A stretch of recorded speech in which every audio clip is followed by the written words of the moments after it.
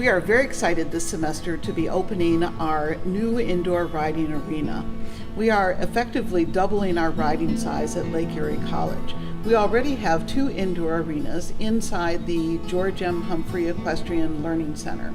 We are now adding a 3rd indoor riding arena across the driveway from the Learning Center. The new arena is going to have a riding surface of 248 by 80 feet wide.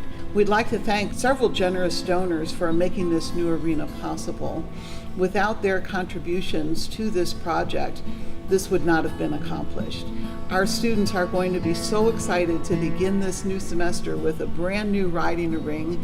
It is going to be used for Western riding, dressage riding, therapeutic riding, effectively all of our flat disciplines, and we are very excited to begin using this arena on August 17th.